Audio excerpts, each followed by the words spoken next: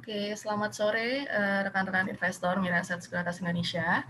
Selamat bergabung di earnings call hari ini bersama manajemen tim PT AKR Corporindo Tbk atau AKRA untuk laporan keuangan semester 1 tahun 2021 yang sudah dirilis kemarin tanggal 26 Juli. Nah, pertama-tama saya ucapkan terima kasih kepada tim manajemen dari PT AKR Corporindo Tbk yang sudah meluangkan waktunya untuk bisa mempresentasikan laporan keuangan dan juga berdiskusi bersama rekan-rekan investor di acara sore hari ini. Telah hadir di tengah-tengah kita tim manajemen PT AKR Corporindo, Bapak Haryanto Adikusumo selaku Presiden Director dan Bapak Suresh Vembu selaku Director. Selamat siang Pak Haryanto dan Pak Suresh. Selamat siang. Saya ucapkan juga terima kasih untuk rekan-rekan investor yang sudah bergabung di acara earnings call hari ini. Untuk rekan-rekan investor yang ingin mengajukan pertanyaan kepada manajemen tim bisa disampaikan melalui kolom Q&A dan nanti di akhir acara kami mohon juga kesediaan rekan-rekan investor untuk mengisi survei singkat yang telah dibuat oleh tim AKRA. Oke, sebelum kita mulai sesi presentasi oleh PT AKR Corporindo Tbk, mari kita simak terlebih dahulu nih analisis teknikal untuk saham AKRA. Telah hadir juga Senior Technical Analyst dari Mira Asset Sekuritas Indonesia, Bapak Tasrul Tanar. Selamat sore Pak Tasrul. Sore semua, selamat sore sahabat Mira Asset. Oke, untuk Pak Tasrul nih, mungkin boleh nih Pak di-share kira-kira untuk AKRA, bagaimana nih Pak analisa teknikalnya Pak? Silakan Pak. Oke, baik. Saya akan coba bahas teknikalnya ya, untuk AKRA. Kita bisa langsung aja. Kita coba saya screen dulu ya. Bisa lihat semua, Esti, cukup jelas? Ya, bisa Pak, jelas. Oke, ini kita punya chart daripada ya, AKRA. Saya sengaja pakai weekly chart ya. Nah, AKRA sendiri masih uptrend ya di pergerakan weekly-nya. Kita lihat di sini uptrend kebentuk di AKRA ini lebih kurang 73 minggu lalu ya, sudah mulai uptrendnya ya. Dan ini juga relatif valid karena dari hitungan saya suratnya juga relatif tinggi ya, 77,09%. Artinya pergerakan mingguannya sangat berhubungan relatif erat dengan pergerakan minggu sebelumnya. Kita lihat di sini minggu kemarin volume juga diiringi beberapa minggu lalu mulai naik signifikan ya. Kemudian kalau kita lebih cermatin ya, AKRA itu sebenarnya masih relatif murah ya. Artinya kalau kita lihat rata-rata dia dari koreksi dari level tertinggi yang pernah terjadi itu di 2016 ya. Nah, kita melihat average-nya itu di kisaran level di weekly ya 4128,05. Nah, harga sekarang masih di 3.510. Nah, saham-saham yang atau harga saham yang masuk ke dalam tren channel ini selalu mencoba untuk mengikuti pola ini. Jadi kita lihat di sini setelah 3 minggu lalu koreksinya lumayan ya, harga pasti balik lagi dan sejauh ini kita lihat cukup teratur pergerakannya, harga kembali lagi masuk ke tren channelnya. Dan ini adalah lagi 4128,05 itu adalah rata-rata AKRA secara weekly dari level tertinggi pernah terjadi di tahun 2016. Nah, kalau lebih detail kita di sini, AKRA sekarang berada di sekitar centerline ini. Artinya apa?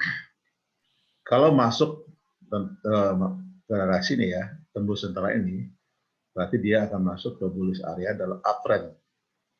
Ya, ini udah uptrend, masuk lagi ke bullish.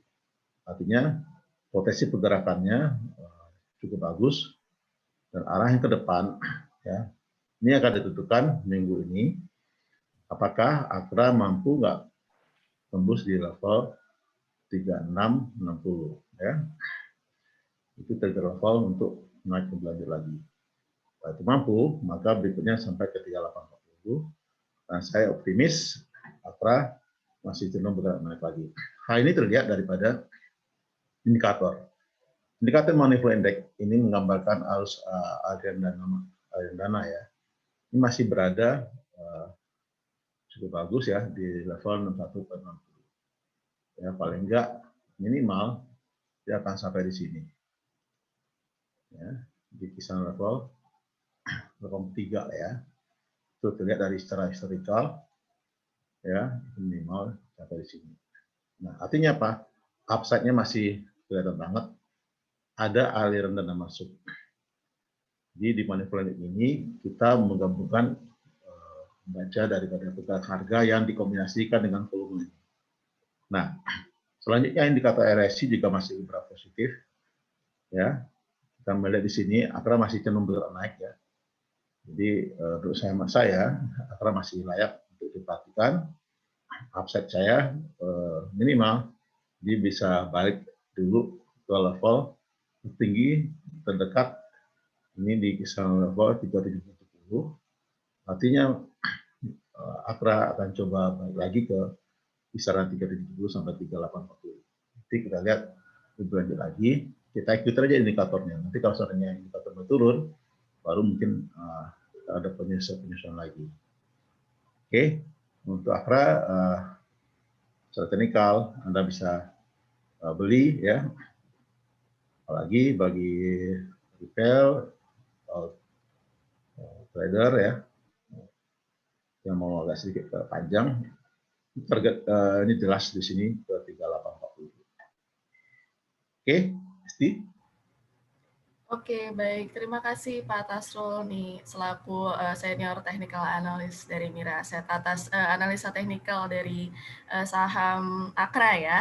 Oke, mungkin selanjutnya kita akan dengarkan nih pemaparan mengenai performa terbaru dari AKRA.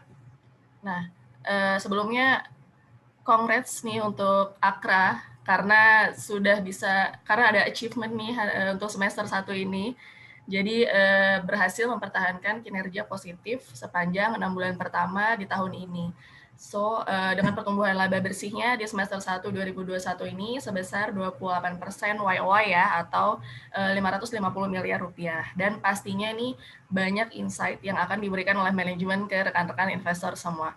Mungkin untuk Pak Haryanto dan Pak Suresh, bisa silahkan Pak untuk pemaparan hari ini, Pak. Selamat siang semuanya, terima kasih Mbak Esti dan juga Pak Tasrul dan teman-teman semua yang meluangkan waktu untuk mendengarkan kita punya earning calls hari ini.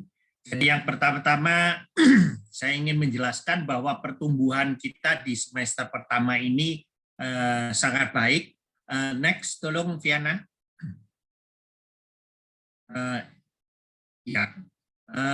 Next.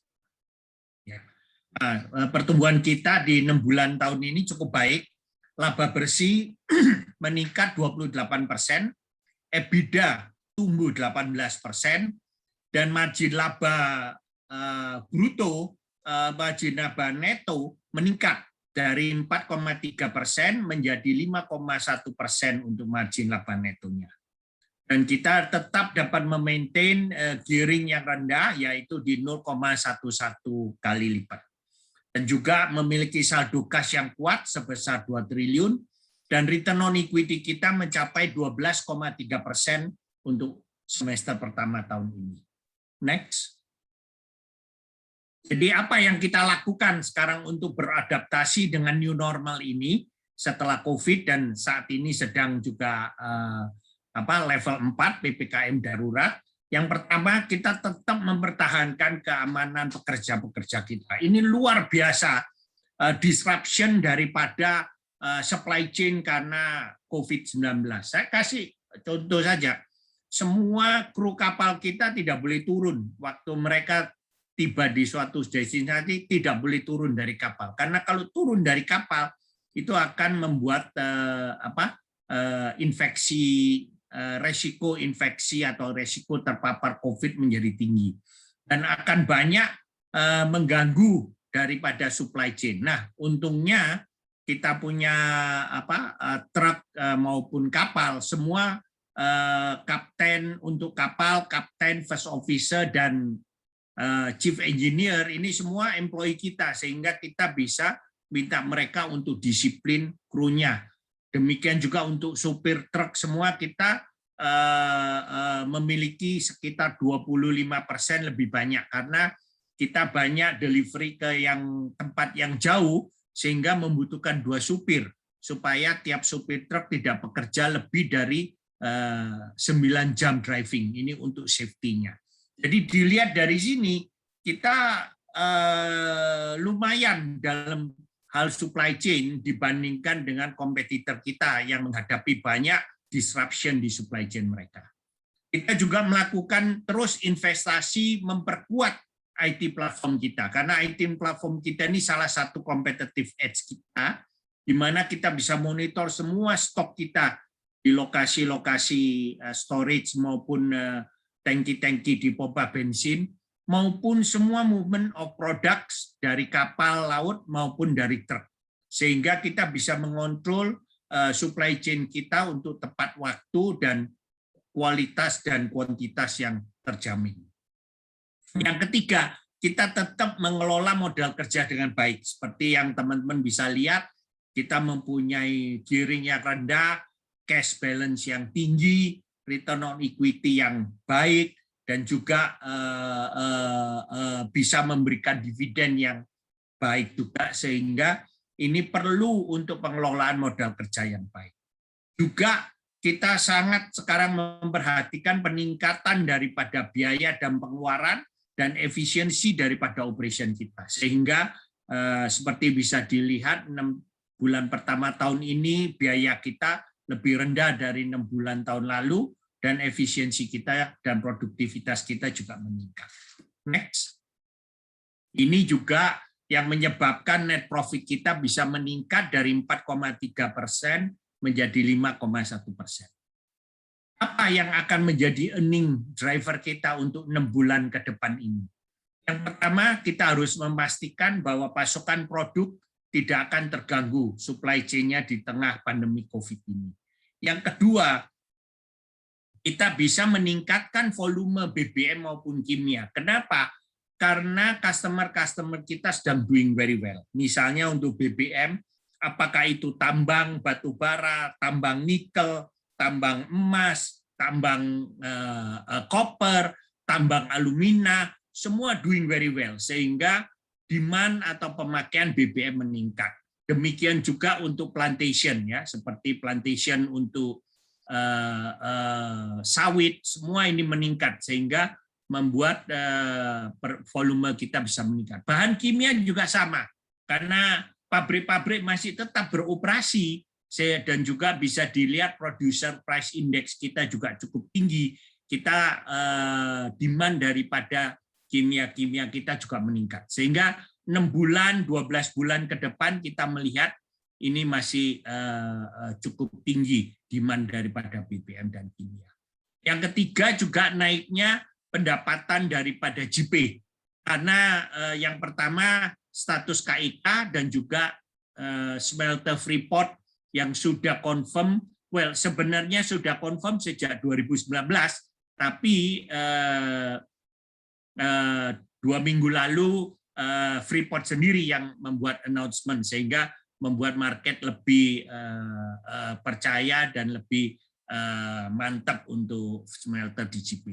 Dan juga yang tadi saya sebutkan bahwa pengendalian biaya yang kuat dan juga beban keuangan yang lebih rendah, karena tahun lalu kita sudah membayar 895 miliar obligasi kita, sehingga utang kita juga jauh lebih rendah, sehingga penurunan daripada beban bunga juga cukup signifikan. Dan juga belanja modal yang sudah kita kucurkan dalam 5 tahun terakhir sebesar 7 triliun, terutama di JP, kita merasa ke depan dalam 5-10 tahun ini bisa dimonetisasikan untuk meningkatkan profitabilitas dan cash flow daripada AKR. Kita juga ada good news bahwa karena profit kita meningkat 28%, kita akan membagikan dividen interim Rp60 per saham, yang akan dibagikan pada tanggal 19 Agustus, yaitu naik 20% dari dividen interim tahun lalu yang sebesar Rp50. Insya Allah kalau profit kita naik terus, final dividen kita juga bisa tetap meningkat. Terima kasih. Next. Nah, ini juga untuk melihat bahwa tren daripada return on equity dan return on asset kita terus meningkat. Insya Allah kalau performance dari perusahaan baik, kita bahkan melihat akhir tahun mungkin return on asset kita bisa lebih mendekati ke 6%. Ini suatu perkembangan yang luar biasa, di mana meskipun debt to equity rendah, tapi return on asset masih lebih tinggi daripada deposito. Ini merupakan suatu achievement yang baik bagi perusahaan. Next. Kembali lagi, hutang kita turun, net gearing kita juga turun, cash flow kita meningkat. Next. Nah, ini yang membuat kita cukup confident untuk memberikan dividen yang juga meningkat dibandingkan tahun lalu. Dan kalau dilihat selama 5 tahun terakhir ini, kita rata-rata memberikan dividen lebih dari 50% dari profit kita karena cash flow yang baik dan juga utang yang terus menurun, sehingga kami percaya ke depan pun kita akan tetap memaintain dividen ratio yang 50%, di atas 50%. Next. Nah, JP ini yang tadi saya bilang adalah salah satu yang driver selain BBM dan kimia, juga driver daripada profit kita ke depan, terutama kita mendapatkan 2 game changer tahun ini. Yang pertama dengan disetujuinya KIK. KIK ini luar biasa, kalau kita invest 100 miliar di JP akan mendapatkan 10 tahun tax holiday. Kalau 500 miliar, 15 tahun tax holiday. Kalau 1 triliun investasinya, dapat 20 tahun tax holiday. Ini luar biasa. Bahkan banyak lagi insentif lainnya, seperti import ekspor, maupun izin tenaga kerja, maupun kepemilikan tanah yang bisa sampai 80 tahun. Ini merupakan suatu insentif yang luar biasa, dan juga ease of doing business, karena nanti ada pelayanan satu atap baik dari pemerintah pusat, pemerintah provinsi maupun kabupaten di satu atap di dalam komplek, sehingga semua izin-izin dapat diselesaikan di dalam komplek JP. Inilah kami percaya JP akan menjadi magnet untuk bisa menarik banyak investasi baik dalam negeri maupun luar negeri, dan kita akan meningkatkan penjualan tanah kita dan juga recurring income seperti yang dari penjualan listrik, air, wastewater, gas, dan lain-lainnya. Jadi kita percaya JP akan menjadi salah satu lokasi investasi yang atraktif bukan hanya di Indonesia tapi di Asia Tenggara, sehingga kita bisa berkontribusi terhadap pembangunan ekonomi di Indonesia. Mungkin saya serahkan ke Pak Suresh untuk menjelaskan yang lebih detailnya lagi. Terima kasih. Terima kasih Pak Haryanto. Sekarang saya jelaskan sedikit tentang performance AKR di 6 bulan first half 2021. Next slide, Fiona. Kalau kita lihat singkatnya laporan laba rugi per 30 Juni 2021, kita lihat yang laba bruto perusahaan sudah naik dari 1 triliun 24 miliar di tahun 2020 menjadi 1 triliun 92 miliar atau naik 7%. Dengan cost control dan juga lakukan banyak hal-hal mengenai reduction of cost, kita bisa naikin laba usaha menjadi 15% naik banding dengan tahun lalu, dan dengan bunga dan juga beban-beban yang untuk financial sudah turun juga, laba sebelum pajak sudah naik 33%. Untuk ini ya, AKR di 6 bulan 2021, profit laba neto entitas induk menjadi 550 miliar atau naik 28% banding dengan periode yang sama di tahun 2020. Waktu itu 432 miliar. Bisa lihat sekarang laba net margin AKR juga sudah naik dari 4,3%, sekarang menjadi 5,1%. EPS untuk 6 bulan sudah menjadi Rp139 per saham, dan EBITDA-nya udah capai juga 18% naik ke 946 miliar. So performance-nya kalau bisa lihat di periodnya pandemi seperti di Pak Rianto bilang, tetap AKR jaga kesehatan dan juga ensure operation-nya tetap jalan tanpa ada gangguan. Semua rasio-rasio AKR sudah mulai membaik, termasuk margin laba usaha, laba neto, dan ke depan kita lihat juga dengan kontribusi dari semua segmen, profit AKR tetap bisa naik di 6 bulan berikutnya atau mungkin ke depan juga. So ini adalah ikhtisar atau mungkin highlight-nya dari performance untuk laba rugi. Sekarang saya explain lebih detail mengenai segmen-segmen dan performance-nya AKR di BBM, Trading and Distribution, dan juga dari GP gimana. Next slide. Kalau bicara mengenai kalau bicara mengenai pendapatan AKR tahun 2021 banding dengan 2020, 71% dari pendapatan AKR itu dari penjualan BBM. Selain jualan BBM ke industri, yang mana kita supply BBM seperti solar, fuel oil ke industri, kita juga sekarang sudah mulai jual BBM retail ke konsumen. Kimia dasar dari kontribusi sekitar 19% ke pendapatan AKR. Kawasan industri JP itu adalah jualan lahan dan utilitas kontribusi 4%. Logistik dan lainnya kontribusi sekitar 6%. So basically AKR punya business model itu adalah pass through. Apapun adalah harga minyak atau komoditas, lalu kita pass through to the consumer. So itu pendapatan bisa pengaruh dari harga gerakan harga minyak atau BBM atau kimia. Tapi kalau kita lihat profitnya, next slide, kontribusi dari profit atau perdagangan dan distribusi kontribusi sekitar 70% ke laba bruto per 6 bulan tahun 2021. So basically kalau lihat yang sekarang kontribusi dari kawasan industri sudah mulai kontribusi signifikan.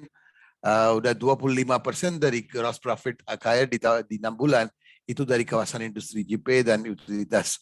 Logistik dan lainnya kontribusi sekitar 5%. So sekarang AKR selain dari perdagangan dan distribusi juga sudah bisa lihat ada significant contribution dari JP. Next slide. Saya mau jelaskan sedikit mengenai trading and distribution business. AKR sebagai distributor BBM ke industri dan retail adalah mungkin di swasta yang paling besar untuk distribusi BBM.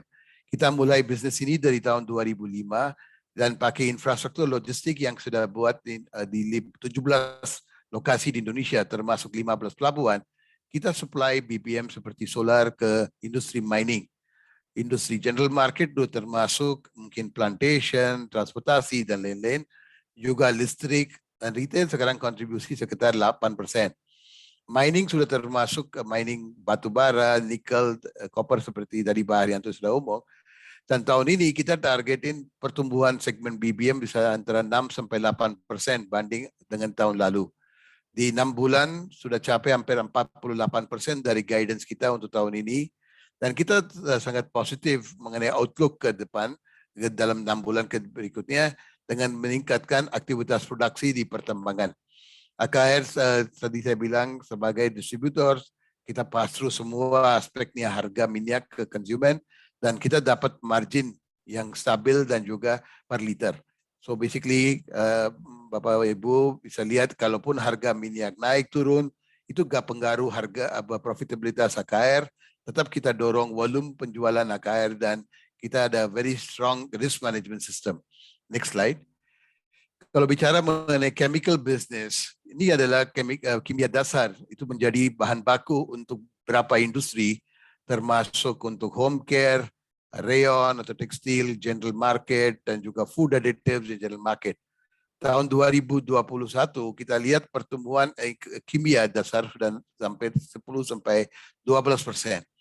Volume sudah naik 10-12%.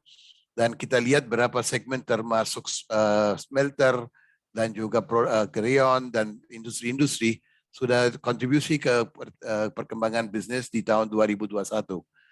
Kita adalah distributor, principal distributor untuk Asahi Mas Chemical, dan sekarang kita juga sudah tanda tangan joint venture dengan Petronas Chemical. Ini bisnis juga sangat prospektif untuk KKR itu juga dorong dari economic growth-nya di Indonesia.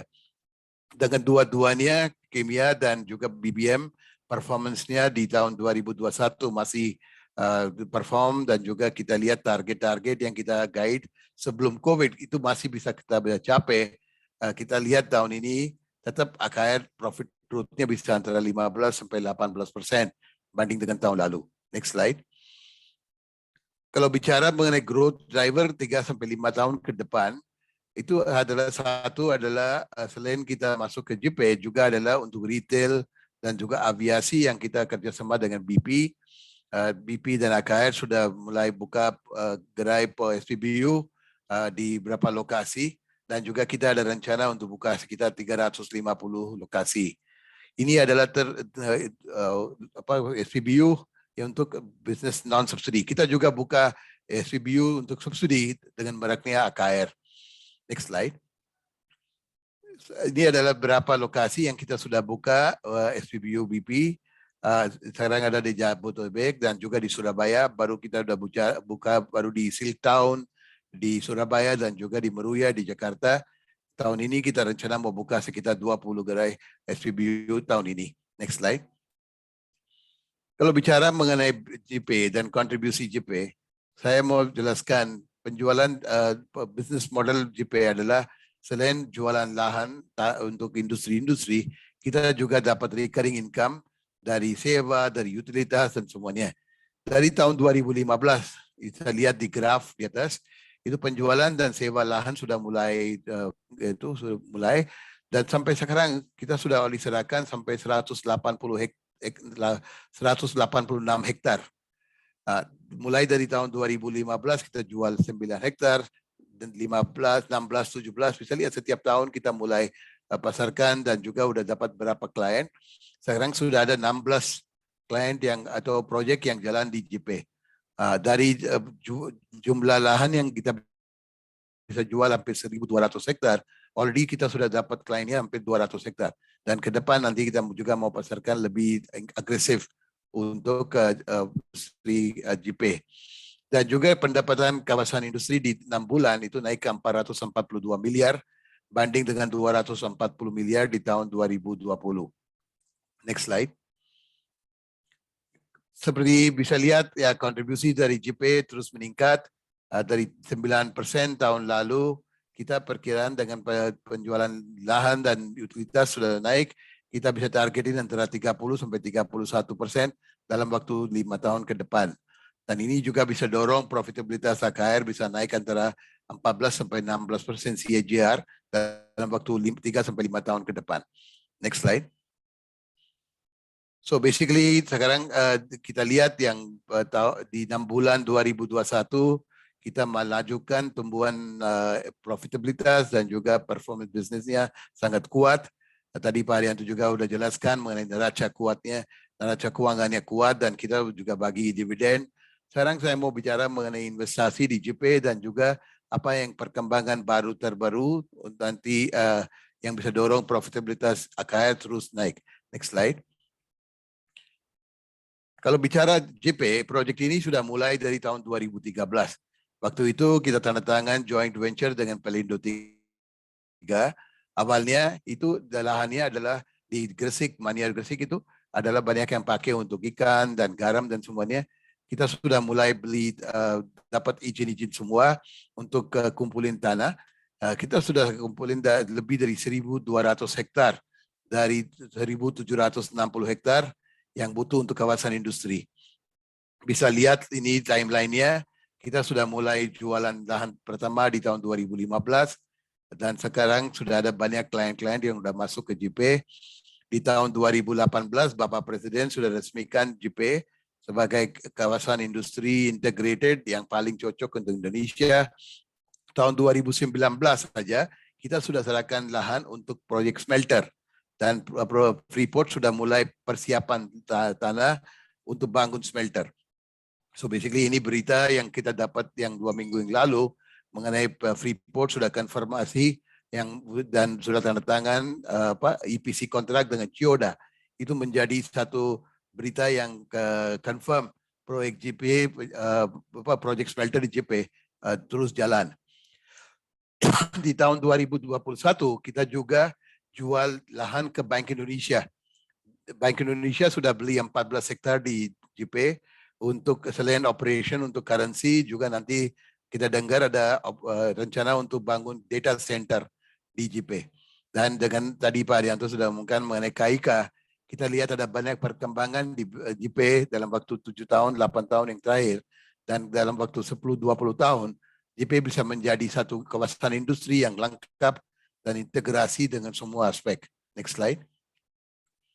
Kalau bicara mengenai strategi JP ke depan gimana? Tadi saya bilang untuk proyeknya sekarang udah hampir 200 hektar sudah diserahkan.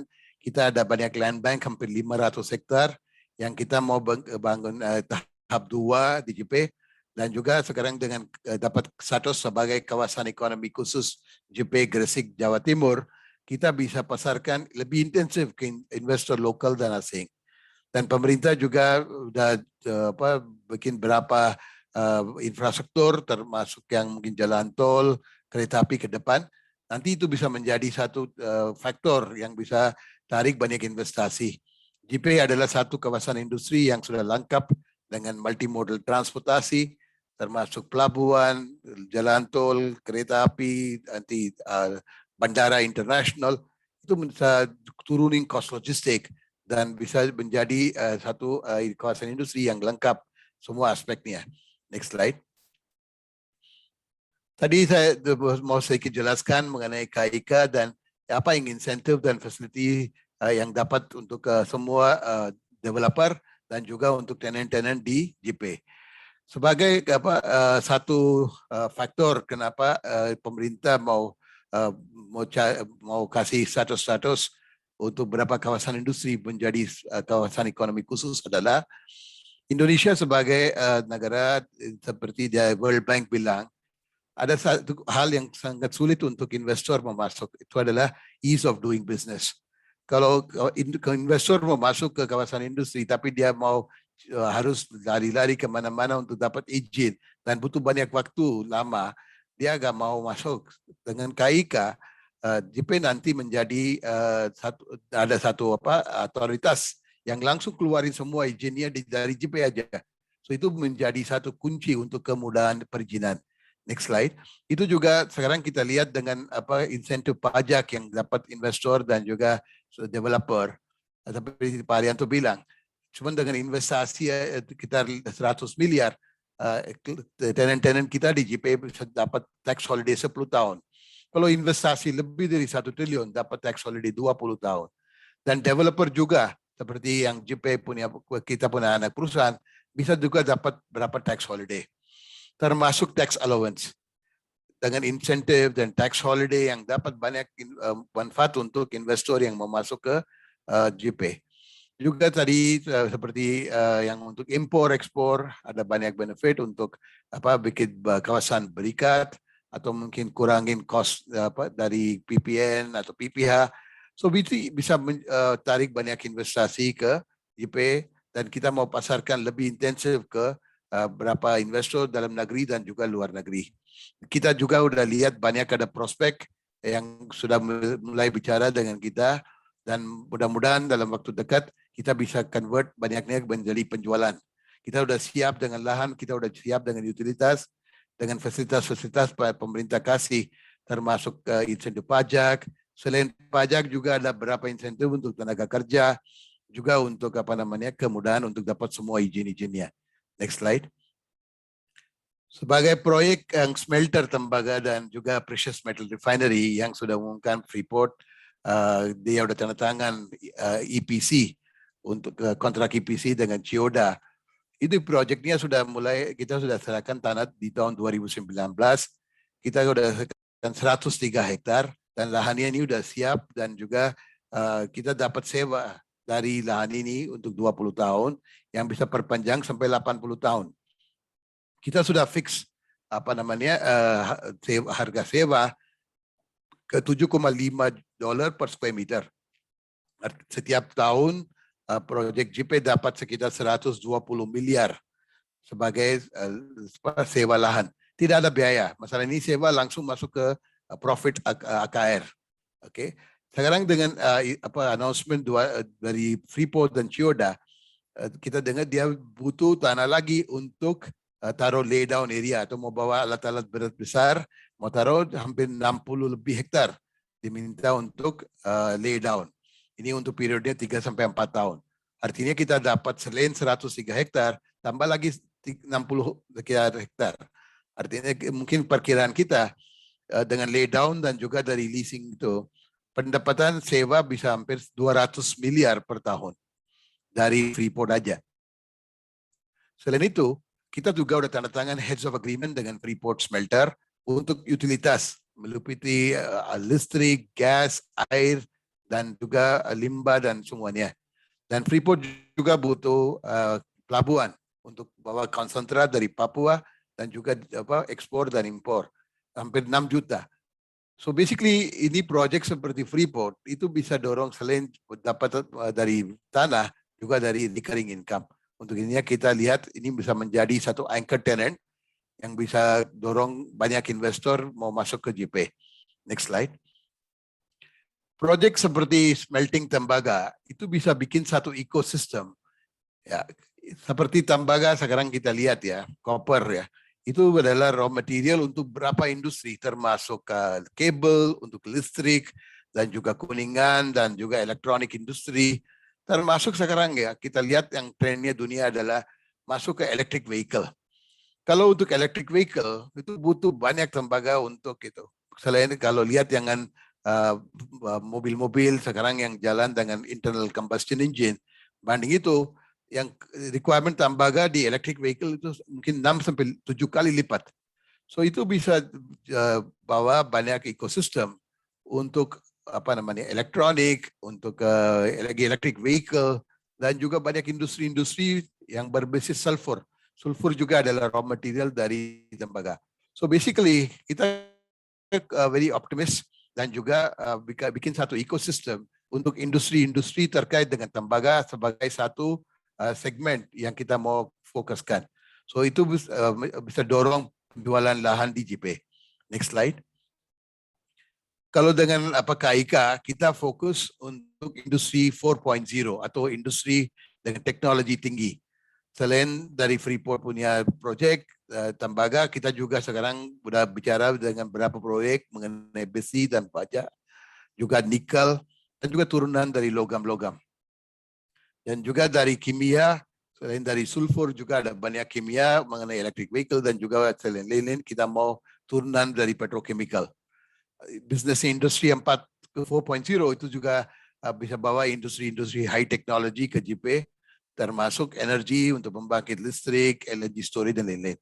So basically tadi saya bilang dengan 16 proyek yang sudah ada di JP, yang ada di chemical processing, food, konstruksi, kita juga mau bikin berapa cluster untuk industri-industri yang saya bilang heavy industry dengan medium industry. Bisa lihat kita gak targetin industri-industri yang ada labor intensive seperti tekstil atau sepatu atau apa. Kenapa?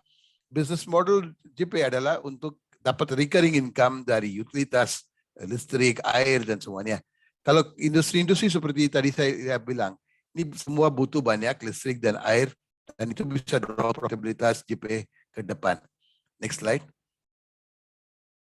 So basically setelah kita udah dapat KIK, status KIK, langsung udah tanda tangan MOU dengan Taitra, itu adalah Taiwan Development Body, dan juga itu tanda tangan kontrak dengan Sinotech Engineering untuk kasih teknologi dan desain untuk semua perusahaan-perusahaan yang mau masuk. Dan juga sekarang kita udah tanda tangan kontrak dengan Adimune yang mau bangun proyek vaksin di JP. Sekarang di dalam testing dan juga untuk vaksin. Selain itu sudah successfully tested, dia mau bangun produk vaksin di JP. Kita juga lihat ada banyak prospek untuk industri high technology mau masuk ke JP. Nanti kita mau bikin berapa cluster di JP. Next slide. Sebagai perusahaan AKR sangat concern dan juga committed untuk ESG, termasuk yang mungkin kita subscribe ke Sustainable Development Goal yang sudah tempatin dari UN, United Nations. Kalau di AKR kita prioritaskan satu untuk clean energy, termasuk yang mungkin industri affordable dan clean energy, juga untuk air dan juga climate action. Yang kedua, bikin kawasan infrastruktur nomor 9 untuk industri, inovasi dan infrastruktur. Tadi lihat yang KIK juga fokuskan untuk industri yang 4.0 dan infrastruktur yang bisa dukung. Kalau bicara mengenai CSR AKR, kita bantu komunitas-komunitas kita di daerah yang operation AKR. Satu untuk pendidikan, yang kedua juga untuk kesehatan.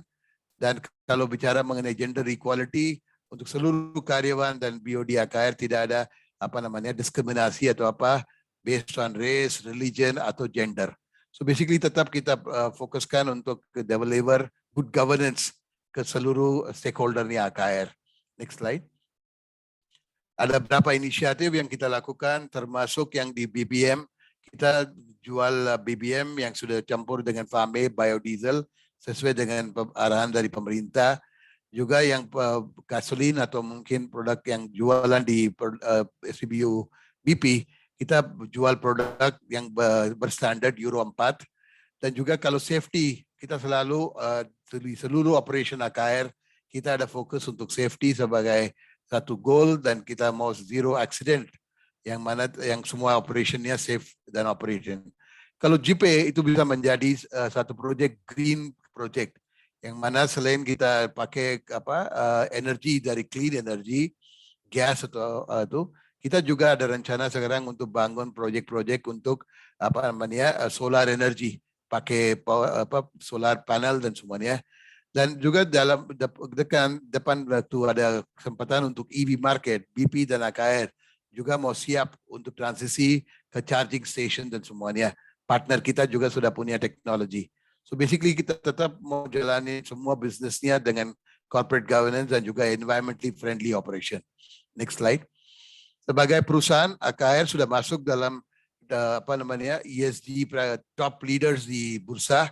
Dan sejak tahun 2014, AKR selalu publish semua informasi terkait dengan sustainability report dan sesuai dengan GRI standard. Kita sudah masuk dalam 30 top company di Indonesia untuk ESG. Dan tahun lalu juga dapat beberapa sertifikasi termasuk ISO. So basically we want to further improve our operation in a very efficient and environmentally friendly manner. Next slide. So basically tadi Pak Haryanto juga sudah umumkan mengenai bagi dividen Rp60 per saham. Ini adalah jadwal untuk pembagian dividen. Kalau bicara mengenai recording date itu tanggal 5 Agustus 2021. Semua pemegang saham yang ada di book recording date dapat pembayaran dividen interim per tanggal 19 Agustus 2021. Ini adalah presentation saya. Saya serahkan kembali ke moderator untuk Q&A. Terima kasih. Oke, baik. Terima kasih untuk Pak Haryanto Adikusumo selaku Presiden Director dan juga Pak Suresh Wembu selaku Director atas presentasinya nih.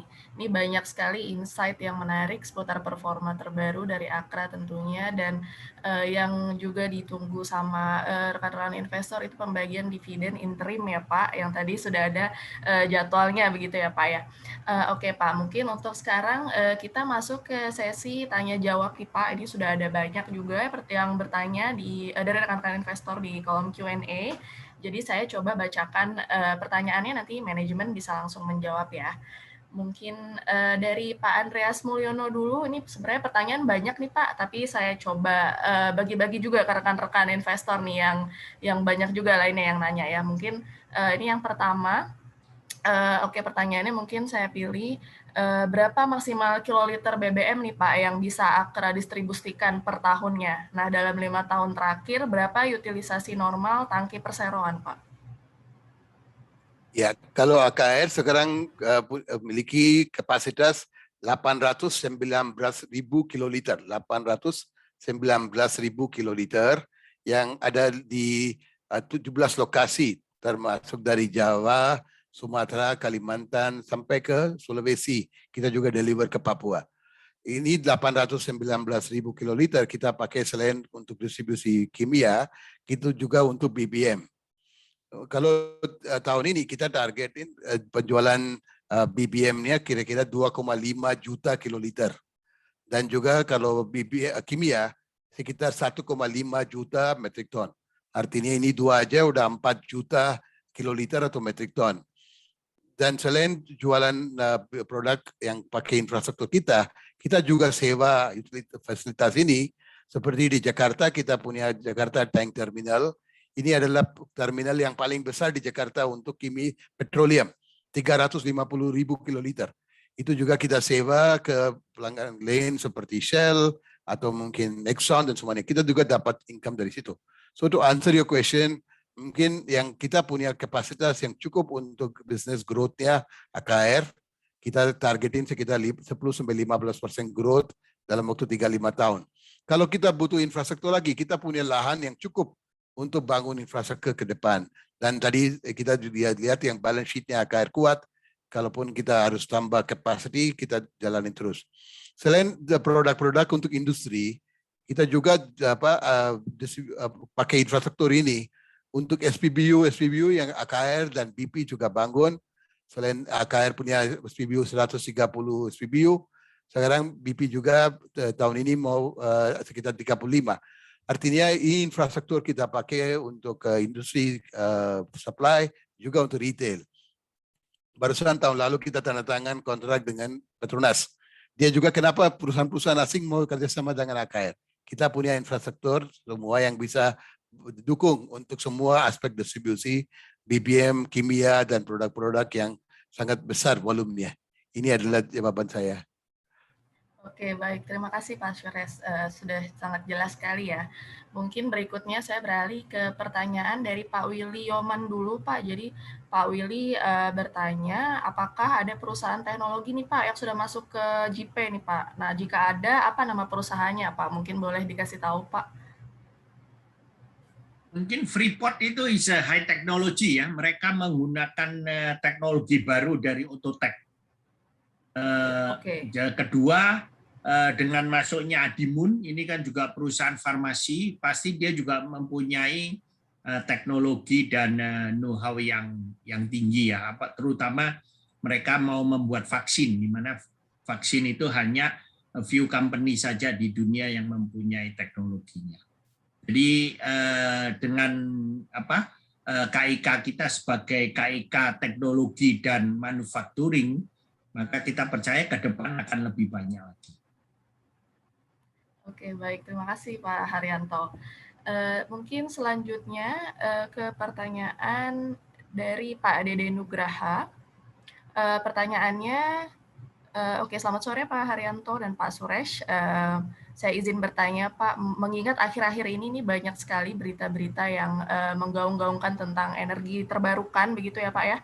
Dan untuk Akra sendiri bagaimana nih Pak? Apa sudah ada arahan dari perusahaan untuk berinvestasi di sektor energi terbarukan atau akan lebih fokus nih ke bisnisnya sekarang nih, terutama JP gitu Pak?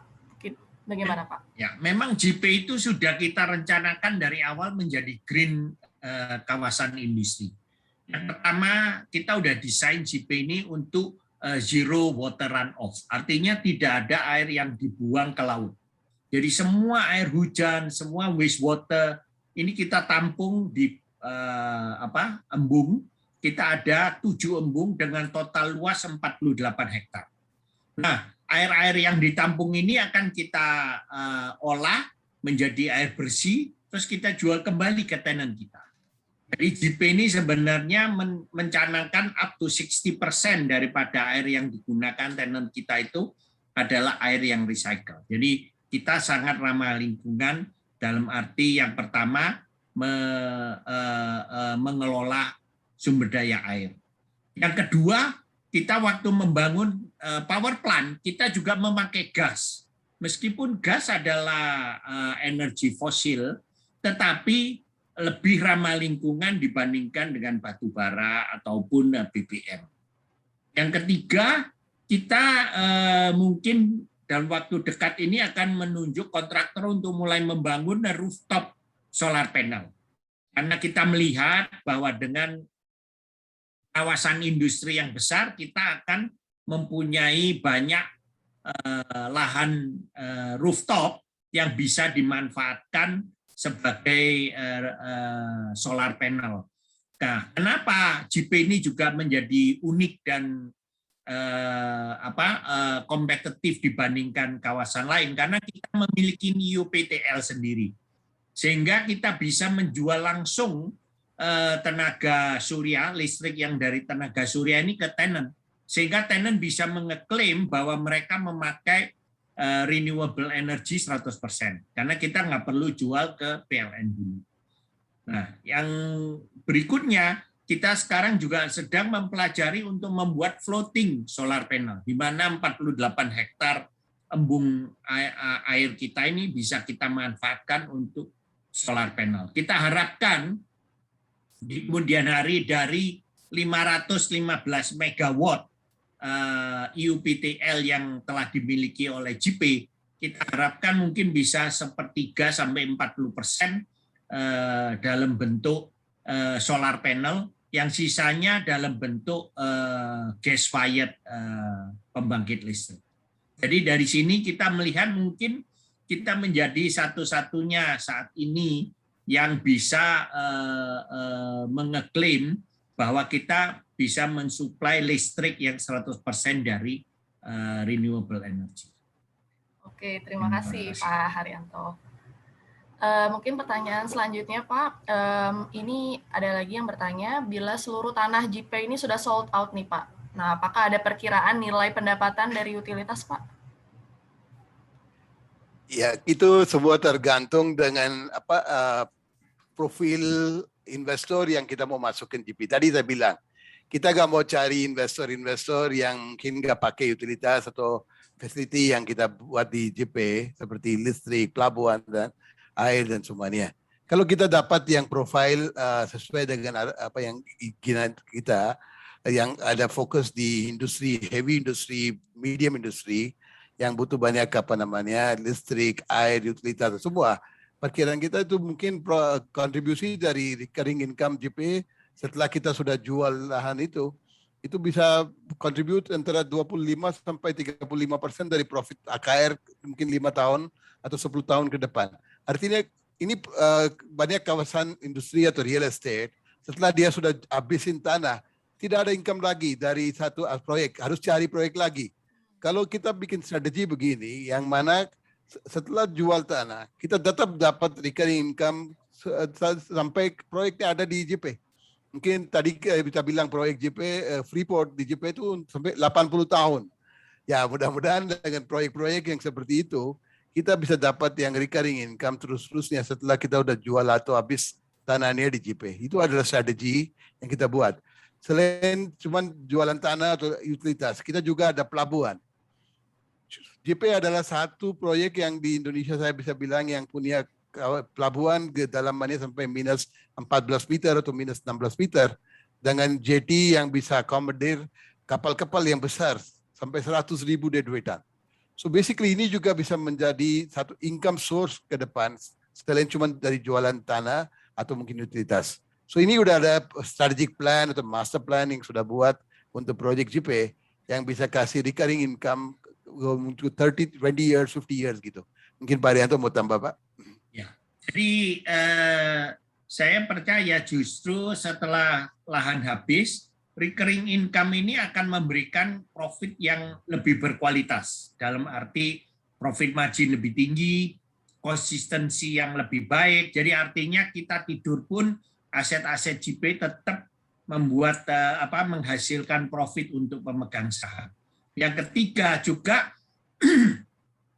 selama tenant-tenant di dalam kompleks JP, mereka tetap membutuhkan jasa pelabuhan dan listrik, air, dan sebagainya. Yang keempat, karena kita ini pelabuhan salah satu yang paling dalam di Pulau Jawa, kita mengharapkan bisnis daripada pelabuhan ini bukan hanya dari kawasan JP saja, tapi termasuk mungkin Jawa Timur, Jawa Tengah, bahkan sampai ke Indonesia Timur.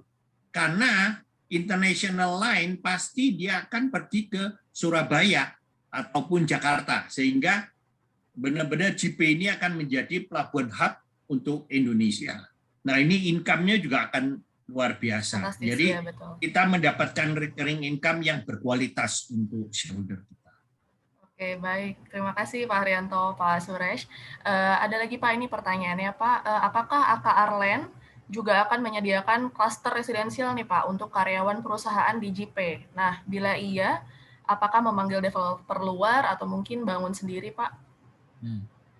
Itu bukan di bawah AKR Corp, jadi kita mungkin tidak no comment saja deh. Oke. Oke, baik Pak. Ini ada lagi nih Pak dari Pak David. Jadi selamat sore Pak, bolehkah kami ikut tender solar panel nih Pak untuk kawasan JP? Mohon infonya. Silakan, silakan. Tapi yang sekarang ini kita sudah finalize, kita akan tunjuk yang untuk pertama rooftop ini. Tapi welcome, bisa menghubungi mungkin melalui Pak Suresh atau Pak Salman, nanti kita kenalkan ke person in charge-nya, direktur in charge-nya di JP. Oke, terima kasih Pak Haryanto. Mungkin kita beralih ke pertanyaan selanjutnya ya. Ini ada yang bertanya Pak, jadi dari kontribusi 25% pendapatan AKR di semester 1 ini, bila dijelaskan bisa dijelaskan nggak nih Pak, berapa persen dari sewa lahan dan dari penjualan lahan? Tadi mungkin sebenarnya sudah sempat ada di slide kalau nggak salah ya. Ya, mungkin Viana bisa tunjukin slide-nya. Kalau yang 440 miliar yang kita dapat pendapatan untuk JP di tahun 6 bulan itu sudah termasuk sewa lahan yang kita dapat dari proyek smelter, bukan yang pendapatan JP, Viana. Ya, ini. So basically bisa lihat dari 442 miliar, penjualan tanah itu 366 miliar. Pendapatan sewa untuk 6 bulan itu 59 miliar. Kalau annualize itu udah hampir 120 miliar. Dan juga utilitas seperti listrik, air, itu udah masuk 16 miliar. Ini belum masuk pendapatan dari pelabuhan. Misalnya itu adalah belum konsol ke AKR, itu ada kita 40%. So selain dari ini kita juga dapat income dari pelabuhan. So ini adalah breakdown yang kita dapat dari penjualan lahan, sewa, dan juga dari utilitas. Iya betul, tadi sudah dijelaskan juga dengan oleh Pak Suresh ya di PPT materialnya. Kemudian pertanyaan selanjutnya Pak, semakin meningkatnya harga minyak nih Pak, apakah menyebabkan penurunan gross profit margin Pak untuk Akra? Ya, tadi di presentation saya bilang di trading and distribution, AKR business modelnya kita adalah mana sebagai distributor kita nggak mau ambil risiko harga minyak. Dalam waktu 15-16 tahun kita ada di bisnisnya ini, selalu kita pakai formula based pricing. Artinya apa? Kalaupun harga minyak naik turun, itu pakai benchmark namanya MOPS atau Mean of Platts Singapore. Seperti NYMEX Brent, itu adalah benchmark untuk solar atau gasolin di Singapura. So apa harga yang kita tentuin untuk customer kita itu berbasis formula, mana itu adalah MOPS plus alpha atau markup plus VV-nya untuk logistik. So untuk ini, kalaupun harga minyak seperti di tahun lalu turun sampai minus ya, atau mungkin MOPS turun ke minus $20, itu kan pengaruh harga profitabilitas AKR. Kenapa? Kita dapat margin yang konsisten dalam rupiah per liter. Kalaupun harganya $60 atau $80 atau $30, ya kita pass through semua ke customer. Dan biayanya kita turusin. Dengan juga modal ini, kita dapat margin yang konsisten, bisa lihat gross margin per liter dari tahun 2010 sampai sekarang. Itu terus meningkat dan juga stabil. So basically tidak pengaruh profitabilitas AKR kalaupun harganya $100 atau turun ke $20. Kita udah buktiin dalam waktu 15 tahun ini.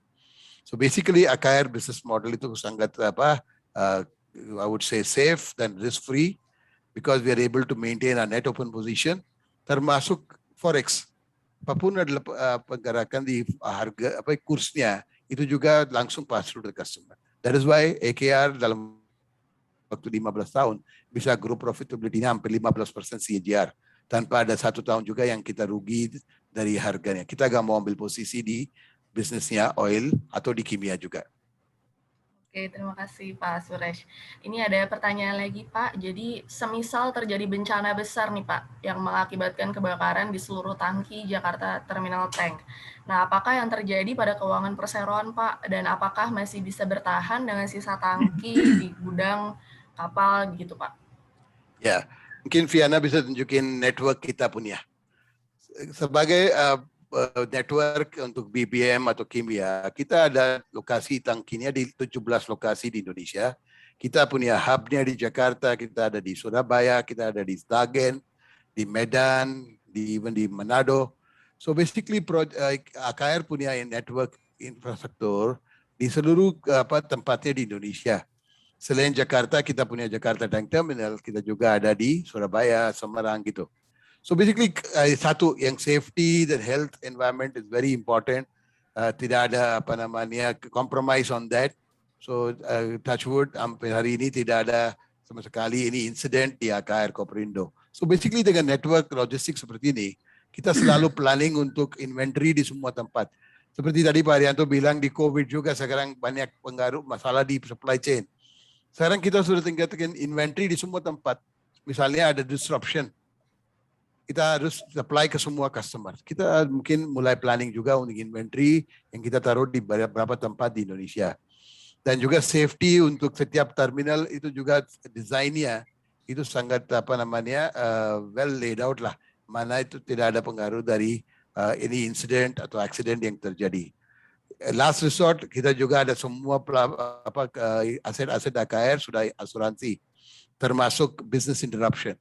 So basically we have taken all the risk management measures dan karyawan-karyawan AKR sudah training dan juga sesuai dengan ESDM punya peraturan dan juga regulasi. Setiap kali ada inspeksi dan juga semua sesuai dengan arahan dari ESDM dan standar internasional yang sudah tentuin dari beberapa perusahaan.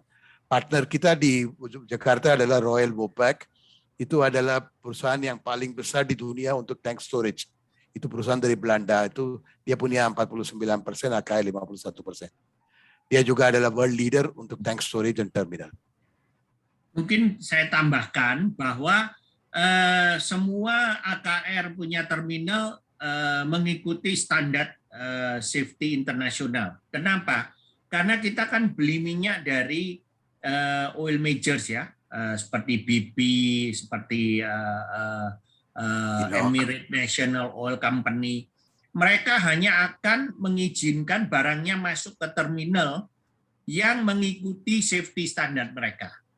Karena mereka sebagai perusahaan multinasional, mereka tidak mau dituduh, wah ini gara-gara BBM-nya dari BP misalnya, jadi terminal ini terbakar. Nah itu sebabnya BP sangat strict. Nah itu sebabnya semua kita punya fire retardant-nya kita pakai foam. Karena untuk BBM itu yang paling dianjurkan oleh luar negeri, international standard adalah foam. Karena kalau air, itu api minyak akan di atas air, sehingga tetap akan terbakar. Tapi kalau foam, dia ini menutup sehingga oksigen tidak bisa masuk. Itu sebabnya apinya akan padam dengan cepat karena tidak ada oksigen. Jadi kita yakin sudah selama 16 tahun ini tidak pernah ada insiden seperti itu. Oke, baik. Terima kasih Pak Arianto, Pak Suresh. Jadi dengan jaringan distribusinya juga dan sudah sesuai internasional juga ya. Berarti tidak sangat yakin gitu ya Pak. Kalaupun ada kecelakaan, sepertinya tidak akan gitu ya sudah selama ini gitu. Oke Pak, mungkin ini jadi pertanyaan yang terakhir Pak. Jadi ada yang bertanya begini Pak, saya sebagai calon investor nih Pak, yang masih pengen lebih tahu nih tentang Akra Pak. Kira-kira apa keunggulan franchise SPBU BP dibandingkan franchise SPBU yang lainnya Pak? Gitu Pak. Ya, mulai dari tahun 2019 kita sudah mulai business offer dengan partner-partner kita untuk bangun SPBU dengan sistemnya dealer owned, dealer operated atau DODO. Basically unggulan atau mungkin offer dari anak perusahaan kita, Aneka Petro Indoraya ke franchisee adalah satu, kalau franchisee sudah punya lahan yang mungkin strategis dan juga luasnya sesuai dengan permintaan untuk SPBU, kita juga setuju untuk investasi barang dengan investor atau franchisee kita. Kalau dia mau invest dengan barang dengan APR ya, mungkin kita ada berapa skim untuk biaya atau mungkin fee-nya per liter kita mau bayar berapa. So basically dia dapat payback lebih cepat daripada 5 tahun, 6 tahun udah dapat payback. Lahannya sudah ada dengan itu. So kita ikatin dengan franchisee untuk sampai 15 tahun, 20 tahun. Tapi kita bagi fee per liter. Selain dari cuma fee per liter, apa yang business model BP sudah bawa ke Indonesia adalah selain dari cuma penjualan BBM aja, kita juga ada non-fuel income. Artinya sudah ada gerai-gerai untuk kopi, makanan, jualan lubricant dan semuanya. Bisa lihat di beberapa pompa bensin BP AKR sudah ada kopi Tuku, kopi Kenangan dan juga Alfamart. Juga ada fasilitas lainnya yang sudah lengkap. Itu juga bawa income-nya untuk franchisee yang mau invest ikut dengan BP, dengan AKR. Dan juga quality yang kita jual di BP AKR adalah dengan teknologi aktif yang sudah bukti dan juga uji coba untuk mesinnya sudah lebih jalan dengan tanpa ada gangguan dan juga lebih rapi ya. So basically BP sebagai brand internasional sudah ada pengalaman di beberapa negara dan itu selalu dia pakai sistemnya franchise. Terima kasih. Oke, baik, terima kasih Pak Suresh. Mungkin Pak sebelum kita mengakhiri acara hari ini ya, ada lagi mungkin yang ingin disampaikan kepada rekan-rekan investor nih untuk Pak Haryanto dan Pak Suresh. Silakan Pak. Terima kasih. Kami percaya kalau melihat daripada bisnis strategi maupun direction EKR, kita percaya nomor satu, bisnis BBM pasti akan tetap meningkat dengan bertambahnya mobil maupun motor setiap tahun, ini pasti akan meningkat. Dan 60% bisnis BBM di Indonesia ini terdiri dari bisnis di retail. Itu sebabnya kita akan masuk ke retail maupun masuk ke aviation atau aftur untuk pesawat terbang dengan BP, karena melihat ini adalah bisnis yang bertumbuh. Kenapa? Karena jumlah penduduk terus bertumbuh, infrastruktur jalan makin baik, dan juga Indonesia negara kepulauan, sehingga transportasi udara merupakan transportasi yang efisien. Yang kedua, kimia. Dengan industrialisasi daripada Indonesia, di mana pemerintah Presiden Jokowi maupun pemerintah yang akan datang pun, mereka akan terus ingin meningkatkan industrialisasi untuk menyerap tenaga kerja. Sehingga demand daripada chemical akan meningkat. Misalnya smelter aja. Smelter itu ternyata banyak pakai chemical, ya. Terutama misalnya smelter alumina itu banyak pakai caustic soda, smelter nikel banyak pakai soda as. Nanti mau bikin EV baterai, elektrik baterai perlu banyak sulfuric acid. Jadi kita juga percaya bisnis chemical yang kita lakukan sekarang terus bertumbuh.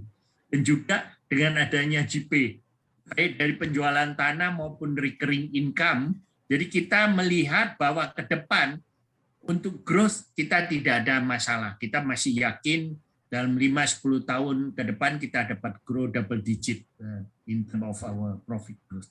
Yang kedua juga kita tidak memerlukan capital expenditure terlalu besar ke depan. Kenapa? Karena the last 5 years kita sudah invest lebih dari 7 triliun rupiah. Nah, meskipun kita invest 7 triliun dengan memberikan dividen lebih dari 3 triliun dalam 5 tahun ini, debt to equity ratio kita tetap hanya 0,11 kali. Sehingga kita percaya ke depan pun kalau kita memerlukan capex bisa didanai oleh cash flow kita sendiri maupun oleh pinjaman bank, karena masih tinggi kita punya kapasitas untuk meminjam. Jadi kita percaya ke depan kita tidak memerlukan capital dari shareholder AKR, bahkan kita tetap ingin policy dividen kita tetap sama. Jadi ini yang merupakan salah satu keunikan daripada AKR. banyak positif catalyst-nya begitu ya Pak ya? Betul. Karena we are riding on the Indonesian growth economy story. Iya, betul. Mungkin Pak Syures ada yang mau ditambahkan, Pak? Ya, cukup dari saya. Mungkin terima kasih. Itu performance-nya AKR di tahun 2021 6 bulan. Itu juga growth-nya 28%. It's on the back of a very strong growth di tahun 2020. Yeah. Kita grow 34% di tahun 2020. On top of that, we are growing 28% in the first 6 months. Artinya dalam waktu 2 tahun aja udah growth-nya lebih dari 50% banding dengan apa di tahun 2019%. Dan itu juga baru kita mulai monetisasi asetnya di JP. Ya, dengan apa namanya berapa inisiatif dan juga perkembangan kita udah tadi bahas, kita pasti lihat ada banyak aspek yang earning driver ya KKR ke depan. Itu baru kita mulai monetisasi aset-aset yang ada di JP di current asset kita. Mudah-mudahan dengan semua perkembangan baik ya, kita udah capai ya dalam waktu berapa tahun yang terakhir, pasti stakeholder AKR bisa lihat ada sustainable growth dan juga superior growth ke depan. Itu aja, makasih. Growth momentum berarti masih terus berlanjut nih Pak. Oke, saya sampaikan juga nih untuk rekan-rekan investor ya.